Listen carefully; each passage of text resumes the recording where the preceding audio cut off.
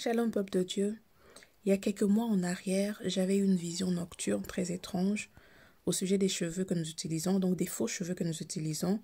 Et par la suite, l'Esprit du Seigneur m'avait notamment interpellé sur le fait que ma tête est sacrée et consacrée. Pour répéter vraiment mot à mot ce que j'avais entendu. Alors j'ai fini par comprendre que je ne pouvais vraiment pas faire n'importe quoi avec mes cheveux. Mais pour être honnête avec vous, au début, c'était quelque chose qui n'était pas très évident pour moi. C'était vraiment pas facile pour moi d'abandonner. Mais avec l'aide du Seigneur, j'ai fini par arrêter d'utiliser tout ce qui est faux cheveux, tissage brésilien, cabello, tout ça. Alors si aujourd'hui, toi qui m'écoutes en ce moment, tu éprouves également des difficultés, tu as du mal à arrêter, tu hésites, tu doutes, tu ne cesses de trouver des excuses afin de rassurer ta conscience. Au fait, écoute ceci, je te comprends. Parce que moi-même, je suis passée par ces situations-là. C'est vraiment le même schéma que j'ai vécu. Des doutes, des questionnements, voilà, des hésitations. Mais sache une chose, ce qui est important à retenir est que ta vie, ta destinée ont bien plus de valeur que tous ces artifices. Et aujourd'hui, je prie que le Seigneur t'aide à réaliser l'ampleur des dégâts, des ennuis spirituels que ces choses peuvent occasionner dans ta vie. Ceux qui hésitent encore, je te laisse suivre ce témoignage trouvé sur les réseaux sociaux, mais que j'ai trouvé très interpellant, très édifiant. Et si Christ ne revient pas, on se retrouve très prochainement. Je vous laisse suivre. Bonjour, j'espère que vous allez bien. Moi, ça va, par la grâce de Dieu. J'ai eu à poster une vidéo il y a de cela quelques jours déjà, qui apparemment fait beaucoup parler d'elle. Et à l'intérieur, j'ai eu à voir le commentaire d'une maman qui me disait ne gaspillez pas les commerces des gens. Je suis rentrée dans sa page, je me suis rendu compte que c'est une maman. Donc je me suis retenue. Je ne vais pas en faire tout un plat. Voilà. Suite à cette histoire, voilà une abonnée à moi qui m'écrit en me disant la grande, n'arrête jamais ce que tu fais.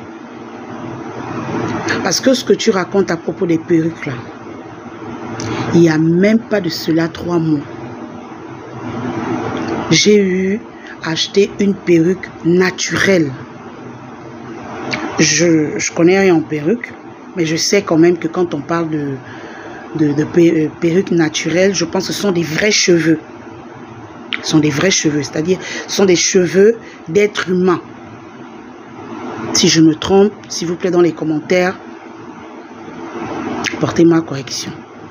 Parce que je connais rien en perruque. Et elle me fait comprendre que elle a tellement voulu cette perruque. Elle a vu le post sur Facebook. Elle voulait tellement cette perruque. C'est quand elle a vu la perruque, elle n'avait que ça dans la tête. Elle voulait une perruque naturelle, très longue, noire. Elle me dit, j'ai embêté mon ami. Je l'ai embêté. Je lui ai dit, donne-moi au moins la moitié de l'argent. Le reste, je vais trouver. Mais s'il te plaît, il me faut cette perruque.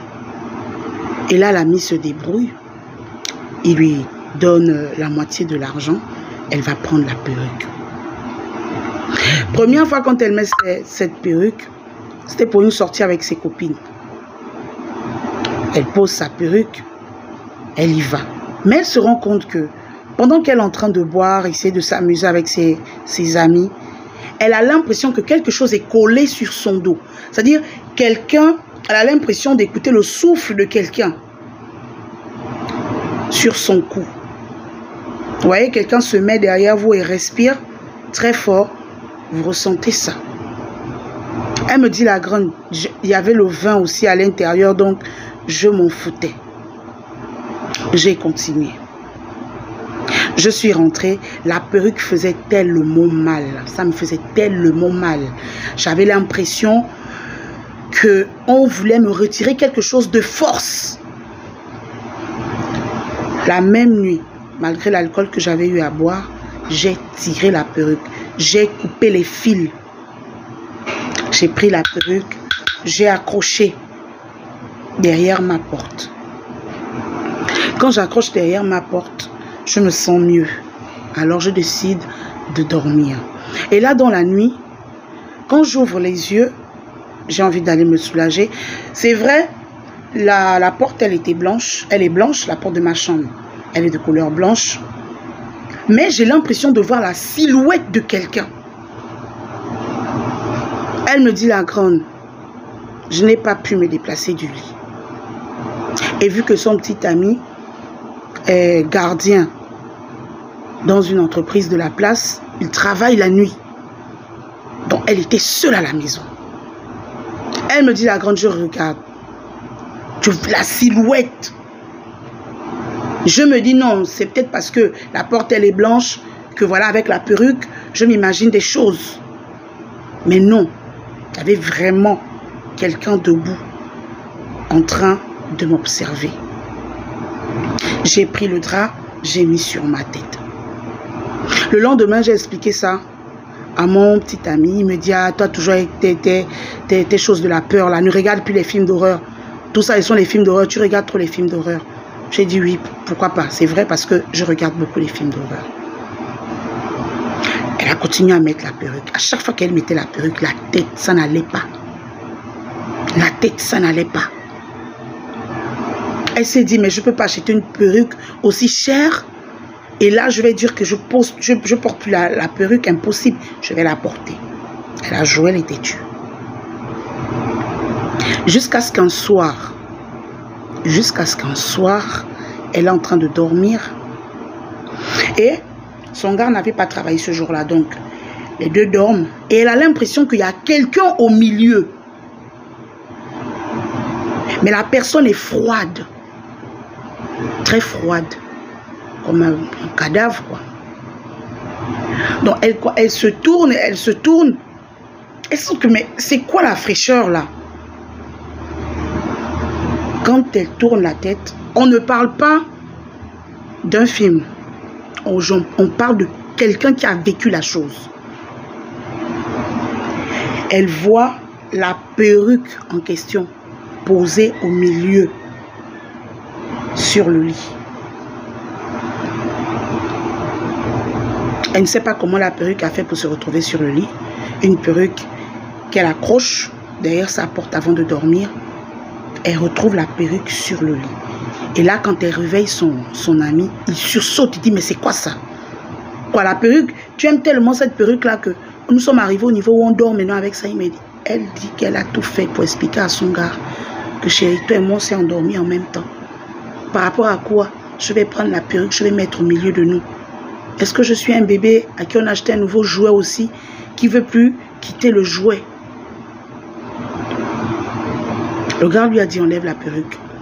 Elle n'arrivait même plus à toucher la perruque. Elle a jeté la perruque sur le sol. Elle a jeté la perruque sur le sol. À son gars de lui dire, écoute, cette perruque-là, j'ai l'impression que depuis que tu l'as, tu n'arrives pas à bien dormir. C'est pas mieux d'aller la jeter ou je sais pas. Elle décide de ne pas jeter la perruque.